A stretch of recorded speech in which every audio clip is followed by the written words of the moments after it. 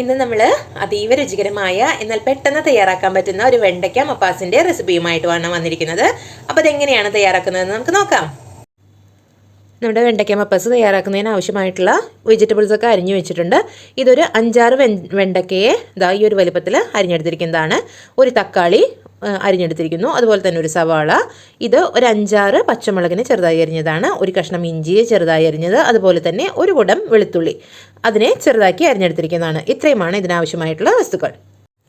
വെണ്ടയ്ക്ക മപ്പാസ് തയ്യാറാക്കുന്നതിന് വേണ്ടിയിട്ട് ഒരു കടായി അടുപ്പത്തേക്ക് വെച്ച് കൊടുത്തിട്ടുണ്ട്. ആ കടായി ഒന്ന് ചൂടായി വരുന്ന സമയത്ത് അതിലേക്ക് ആവശ്യത്തിന് വെളിച്ചെണ്ണ ചേർത്ത് കൊടുക്കാം. എന്നിട്ട് നമ്മൾ അരിഞ്ഞു വെച്ചിരിക്കുന്ന വെണ്ടയ്ക്കയാണ് അതിലേക്ക് ചേർത്ത് കൊടുക്കുന്നത്.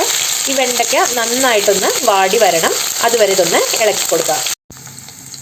നമ്മൾ ചെറുതീയിലിട്ടിട്ട് വെണ്ടയ്ക്കയെ നന്നായിട്ടൊന്ന് വാട്ടിയെടുക്കണം. ഇങ്ങനെ ചെയ്യുന്നത് എന്തിനാണെന്ന് വെച്ചാൽ നമ്മൾ കറിയിൽ ചേർക്കുമ്പോൾ വെണ്ടയ്ക്കയ്ക്ക് കൊഴുപ്പ് കുറയുന്നതായിട്ട് കാണാൻ പറ്റും. അതുമാത്രമല്ല ഇതൊട്ടും ഉടഞ്ഞു പോവുകയും ചെയ്യില്ല. അതിന് വേണ്ടിയിട്ടാണ് നമ്മളിങ്ങനെ ഇതിനെ വറുത്തെടുക്കുന്നത്. വറുത്ത് വരേണ്ട ആവശ്യമില്ല, ചെറുതായിട്ടൊന്ന് വാട്ടിയെടുക്കണം. ഇതിൻ്റെ വഴുവഴുപ്പൊക്കെ ഒന്ന് പോയി കിട്ടാൻ വേണ്ടിയിട്ടാണ് കേട്ടോ. ഇപ്പോൾ ഏകദേശം നമ്മുടെ വെണ്ടയ്ക്ക റെഡി ആയിട്ടുണ്ട്. ഈ ഒരു പരുവത്തിൽ നമുക്ക് വെണ്ടയ്ക്കയെ എണ്ണയിൽ നിന്നും കോരി മാറ്റാം. നമ്മൾ വെണ്ടയ്ക്കയെ എണ്ണയിൽ നിന്നും കോരി മാറ്റിയിട്ടുണ്ട്. ഇനി അതേ വെളിച്ചെണ്ണയിലേക്ക് തന്നെ നമ്മൾ അരിഞ്ഞു വെച്ചിരിക്കുന്ന പച്ചമുളക്, ഇഞ്ചി, അതുപോലെ വെളുത്തുള്ളി ഇതെല്ലാം ചേർത്തിട്ട് നന്നായിട്ടൊന്നത് ഗോൾഡൻ നിറമാവുന്നത് വരെ നമുക്കൊന്ന് വഴറ്റിയെടുക്കണം. ആ ഇഞ്ചിയുടെയും വെളുത്തുള്ളിയുടെയൊക്കെ ഒന്നൊരു പച്ചമണം മാറി വരുന്നത് വരെ നന്നായിട്ടൊന്ന് വഴറ്റിയെടുക്കാം. നമ്മുടെ ഇഞ്ചിയും വെളുത്തുള്ളിയും ഒക്കെ ഒന്നൊരു ഗോൾഡൻ നിറമായി വന്നിട്ടുണ്ട്. ഈ സമയത്ത് നമുക്കിതിലേക്ക് അരിഞ്ഞു വെച്ചിരിക്കുന്ന സവാളയും അതുപോലെ തന്നെ കുറച്ച് കറിവേപ്പിലയും ചേർത്ത് കൊടുക്കാം. അതും കൂടി ചേർത്തിട്ട് നന്നായിട്ടൊന്ന് വഴറ്റിയെടുക്കണം. സവാളയൊന്ന് വാടി വന്നാൽ മതി കേട്ടോ, അല്ലാതെ സവാള ഗോൾഡൻ നിറം ആവേണ്ട ആവശ്യമൊന്നുമില്ല. സവാളയും കൂടി ഒന്ന് നന്നായിട്ടൊന്ന് വാടി വരണം. സവാളയും കൂടെ നന്നായിട്ടൊന്ന് വാടി വന്നിട്ടുണ്ട്. ഈ സമയത്ത് നമുക്കിതിലേക്ക് മസാലകൾ ചേർത്ത് കൊടുക്കാവുന്നതാണ്.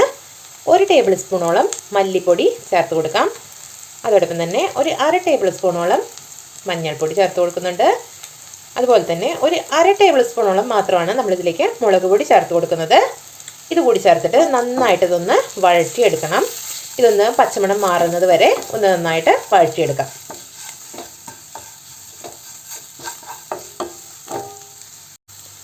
മസാലയുടെ പച്ചമണമൊക്കെ ഒന്ന് മാറുന്നത് വരെ നന്നായിട്ട് വഴറ്റി കൊടുത്തിട്ടുണ്ട്. ഇനി നമുക്കിതിലേക്ക് അരിഞ്ഞു വെച്ചിരിക്കുന്ന തക്കാളിയാണ് ചേർത്ത് കൊടുക്കാവുന്നത്. ഈ തക്കാളിയും കൂടെ ചേർത്തിട്ട് ഇതിനെ നന്നായിട്ടൊന്ന് ഇളക്കി യോജിപ്പിക്കണം. തക്കാളി കൂടി ഇതിൽ കിടന്ന് നന്നായിട്ടൊന്ന് മിക്സായി വരുന്ന സമയത്ത് നമുക്കിതിലേക്ക് ഒരൽപ്പം ഗരം മസാല ചേർത്ത് കൊടുക്കാവുന്നതാണ്. ഗരം മസാലപ്പൊടി ചേർത്ത് കൊടുക്കുന്നുണ്ട്. അതുകൂടി ചേർത്തിട്ട് നന്നായിട്ട് ഇളക്കുക. അതിനുശേഷം നമുക്കിതിലേക്ക് നമ്മൾ നേരത്തെ വാട്ടി മാറ്റി വെച്ചിരിക്കുന്ന വെണ്ടയ്ക്ക ചേർത്ത് കൊടുക്കാം. ഇപ്പോൾ നമ്മൾ വെണ്ടയ്ക്കയും കൂടി ഇതിലേക്ക് ചേർത്ത് കൊടുക്കാൻ പോവുകയാണ്. തക്കാളി മസാലയൊക്കെ ആയിട്ട് നന്നായിട്ട് മിക്സായി വന്നിട്ടുണ്ട്. ഈ സമയത്ത് നമ്മൾ വാട്ടി വെച്ചിരിക്കുന്ന വെണ്ടയ്ക്ക ഇതിലേക്ക് ചേർത്ത് കൊടുക്കാം. അതുകൂടി ചേർത്തിട്ട് നന്നായിട്ട് ഇതൊന്ന് ഇളക്കി കൊടുക്കാം. അതിനുശേഷം ഇതിലേക്ക് തേങ്ങയുടെ 2ാം പാല് ചേർത്ത് കൊടുക്കുന്നു.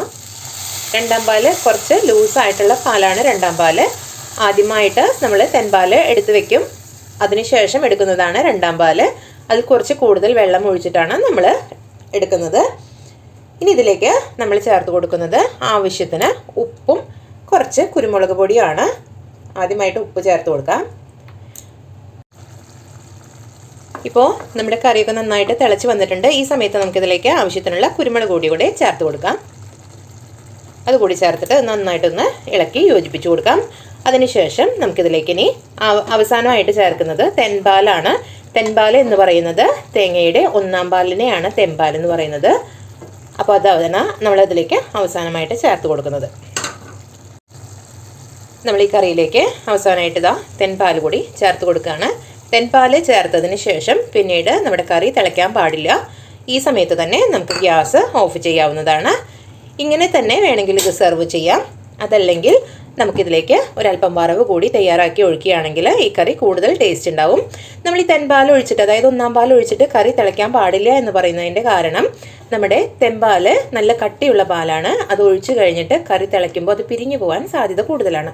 അതുകൊണ്ടാണ് കറിയിൽ തെൻപാൽ ഒഴിച്ചതിന് ശേഷം തിളപ്പിക്കരുതെന്ന് പറയുന്നത്. അപ്പോൾ നമുക്ക് ഇനി ഇതിലേക്കുള്ള വറവ് തയ്യാറാക്കാം.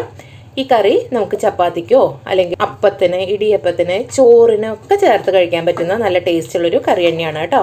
അപ്പോൾ ഇനി അവസാനമായിട്ട് നമുക്കിതിലേക്ക് താളിപ്പ് തയ്യാറാക്കി ഒഴിക്കാം. താളിപ്പ് തയ്യാറാക്കുന്നതിനായിട്ട് ഒരു പാൻ അടുപ്പത്തേക്ക് വെച്ച് കൊടുത്തിട്ടുണ്ട്. അത് ചൂടായി വന്ന സമയത്ത് നമ്മൾ അതിലേക്ക് ആവശ്യത്തിനുള്ള വെളിച്ചെണ്ണ ചേർത്ത് കൊടുത്തിട്ടുണ്ട്. ഇനി അതിലേക്ക് അരിഞ്ഞു വെച്ചിരിക്കുന്ന ഉള്ളിയും അതുപോലെ തന്നെ കുറച്ച് കറിവേപ്പിലയും ചേർത്ത് കൊടുത്തിട്ട് നമുക്കിതിനെ നന്നായിട്ടൊന്ന് മൂപ്പിച്ചെടുക്കേണ്ടതുണ്ട്. എന്നിട്ട് നമുക്കിത് കറിയിലേക്ക് ചേർത്ത് കൊടുക്കാം. ഒരു ഗോൾഡൻ നിറമാവുന്നത് വരെ നമുക്ക് ഈ ഉള്ളിയൊന്ന് മൂപ്പിച്ചെടുക്കാം. നമ്മുടെ ഉള്ളിയൊക്കെ ഇപ്പോൾ ഒരു ഏകദേശം ഒരു ഗോൾഡൻ നിറമായി വരുന്നുണ്ട്. ഈ സമയത്ത് നമുക്കിതിനെ കറിയിലേക്ക് ചേർത്ത് കൊടുക്കാം. നമുക്ക് താളിപ്പിനെ കറിയിലേക്ക് ചേർത്ത് കൊടുക്കാം. ഈ താളിപ്പ് ചേർത്ത് കൊടുത്തതിന് ശേഷം അപ്പോൾ തന്നെ ഇളക്കി കൊടുക്കാൻ പാടില്ല. 2 മിനിറ്റിന് ശേഷം മാത്രം ഇതൊന്ന് ഇളക്കി യോജിപ്പിക്കാവുന്നതാണ്. ഇപ്പം നമ്മുടെ അടിപൊളി ടേസ്റ്റിലുള്ള വെണ്ടയ്ക്ക മപ്പാസ് ഇവിടെ റെഡി ആയിട്ടുണ്ട്. ഇത് വളരെ എളുപ്പമാണ് തയ്യാറാക്കാൻ. പക്ഷേ പ്രത്യേകം ശ്രദ്ധിക്കേണ്ടത്, നമുക്കിത് ഒരുപാട് സമയം എടുത്തു വെക്കാൻ സാധിക്കില്ല. നമ്മളുടെ ആവശ്യം ഉപയോഗം കഴിഞ്ഞാൽ ബാക്കിയുണ്ടെങ്കിൽ പെട്ടെന്ന് തന്നെ ഇത് ഫ്രിഡ്ജിലേക്ക് മാറ്റേണ്ടതാണ്. കാരണം നമ്മൾ നാളികേരപ്പാൽ ഒഴിച്ചതിന് ശേഷം തിളപ്പിക്കാത്തത് കൊണ്ട് തന്നെ പെട്ടെന്ന് കേടായി പോകാനുള്ള സാധ്യതയും കൂടുതലാണ്. അപ്പോൾ അതുകൊണ്ട് തന്നെ അങ്ങനെ ചെയ്യാൻ പ്രത്യേകം ശ്രദ്ധിക്കണം. അപ്പോൾ ഇത് വളരെ ടേസ്റ്റി ആയിട്ടുള്ള ഒരു കറി തന്നെയാണ്, അതിനൊരു സംശയവും ഇല്ല. അപ്പോൾ ഇതുവരെ ഇങ്ങനെയൊന്ന് ചെയ്ത് നോക്കാത്തവരുണ്ടെങ്കിൽ ഇങ്ങനെയൊന്ന് കറി തയ്യാറാക്കി നോക്കാവുന്നതാണ്. ഇതുവരെ എൻ്റെ ചാനൽ സബ്സ്ക്രൈബ് ചെയ്യാത്തവരുണ്ടെങ്കിൽ സബ്സ്ക്രൈബ് ചെയ്യാനും മറക്കരുത്. അപ്പോൾ ഇതുപോലുള്ള ഈസി റെസിപ്പികളുമായിട്ട് അടുത്ത ദിവസം നമുക്ക് വീണ്ടും കാണാം.